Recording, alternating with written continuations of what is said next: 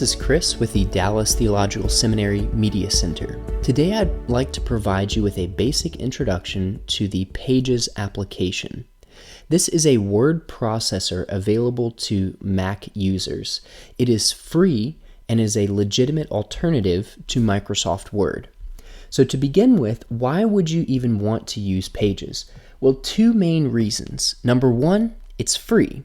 A lot of people are a little frustrated with Microsoft and the amount that they have to pay in order to be able to use Microsoft Word on a yearly basis. The second main reason why people should use this, or people might want to use this, is because it works much better for the Hebrew language. So any THM students that are going to have to use Hebrew in the future should probably familiarize themselves with Pages and how it works. So let me give you a brief introduction. This is the icon for Pages. I'm going to open up a new document inside Pages. Now, I'll come back here in a moment. I could go to a special template, but instead, I'm just going to go to a blank page here. Now, to begin with, Pages can be a little bit of a learning curve if you're used to Microsoft Word because it looks so different. What you'll see up top here are a number of icons, and you might think, I don't recognize all of these. There are some that you likely will recognize, copy style, paste style. However, your toolbox is not going to look the same as mine. Why is that? That's because I've customized mine. In order to do that, you right-click or click with two fingers and go to Customize Toolbar. This is the first thing you'll want to play around with. Find the tools that you use a lot and put them in your toolbar. To do that, you find one of these, you click it, and you drag it up top. Now, to get rid of one that's up top, when you're in this, all you do is click and drag it down here, and that will erase it. So, I've edited a few of the icons on here, but you'll want to kind of play around with this and get used to it and find out what each of these does. I'm going to go ahead and click away because I've already edited my toolbox in a way that works for me. Now, there's two main buttons that you want to make sure are in your toolbox. That is Format and Document. Why is that? That's because the Format Document buttons are going to be very helpful for getting at all of the tools you need inside Pages. The format is basically like what you would find under the Home tab inside Microsoft Word.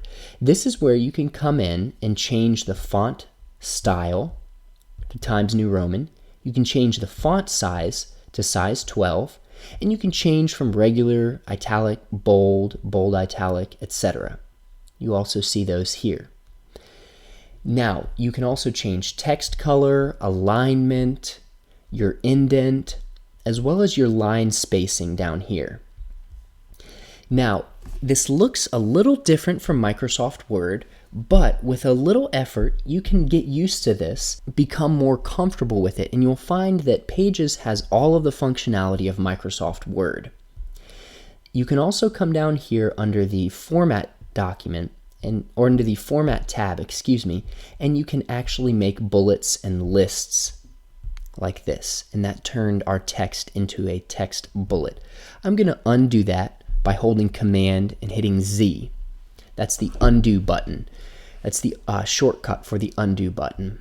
Now, you'll also find that Pages has a very helpful help section, and if you're looking for anything such as, let's say, endnotes, you can find that by just typing here, and I've found the help topics to be very informative and really actually helpful. All right, so let's take a look here at what else we have. Under the Format section, you also have options for layout, where you can make more than one column, where you can change your indents, your tabs, and things of that nature. This would be maybe if you're looking for a non-standard or you're doing some kind of special formatting. And then finally, under More, you have some advanced pagination and break options. you probably don't need to be using that, and for the most part, you're just going to be in the style section here. Next, you have your document options. This is where you can change your page orientation. You can change some of the margins, header and footer length, and this is very helpful if you're working maybe on a thesis or on an advanced paper and you want to make sure you have those header and footer spacing correct. Now, let's move on to inserting footnotes. Let's say you have a citation that you want to insert here. To do that, you just need to go up to the Insert button here, and then Footnote. Now, I have a custom shortcut, a custom keyboard shortcut that I've done, and I might show you how to do that in a future video.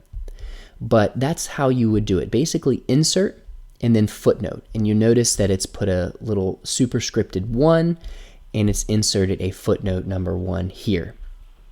So what if you want a document endnote and not a footnote? To do that, double click on this, and you'll notice over here to the right under my format window, it has actually opened up a footnote option. Go ahead and click on that, and then instead of footnotes, click on footnotes and choose document endnotes. Inside Pages, you cannot have both footnotes and endnotes at the same time. That's a functionality that's a little different. Microsoft Word allows you to do both. Pages will only allow you to do one or the other.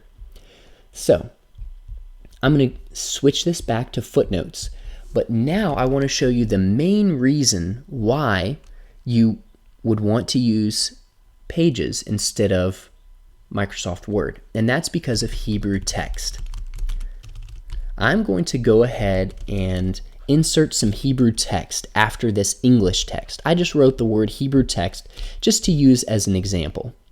Now, I have copied some text from Genesis chapter 37. I've copied the first 3 words of a sentence. Let me go ahead and paste those in here. You're going to see the citation information that came over because I copied this in Logos Bible software. Now, I'm going to zoom in. I'm doing that with my trackpad just by pinching and spreading my fingers out. That allows me to zoom in to the page. Now, you'll see I've got 3 words here. Again, this is the beginning of a sentence in Genesis chapter 37. I've got 1, 2, 3 words. Hebrew is read from right to left. Now, let's say I want to add space between these words. I'm going to go ahead and press the space button. You notice it didn't change the order of the words, and it allowed me to put a space in there with no problem. Now, let's say I don't like this little mark that was brought in. I can go ahead and delete this little mark by highlighting and hitting the backspace button, and that took that away. Or let's say I want to add some English text before or after. I'm going to zoom out, and you see I was able to add English text before and after with no problem.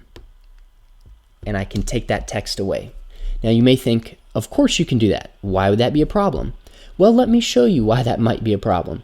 If you move over to Microsoft Word and you attempt to insert Hebrew text, all right, I'm going to go ahead and insert that. You'll notice it brought over the text correctly. It's got 3 words here, and if you can't read Hebrew, that's okay.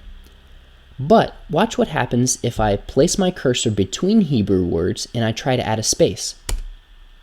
Do you see what it did? It took that Hebrew word and pushed it to the beginning of the sentence. Well, that's not right. That messes up the order of my sentence. Okay, undo that. I held Command and pressed Z to undo that. Now, let's say I want to add a space between these 2 words. Well, look, it took that word and jumped it to the beginning of the sentence again. Well, that's not what I want. Now watch what happens if I go over here to the right side of this word and I attempt to add English text. What's it doing? It added the text to the opposite side. Well, why would it do that? I'm going to delete this.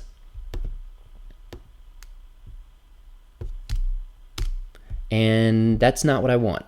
well, okay, let me go and see if I can add text to the beginning. Okay, it allows me to add text to the beginning, but then when I come right before this, it's adding text on the opposite side.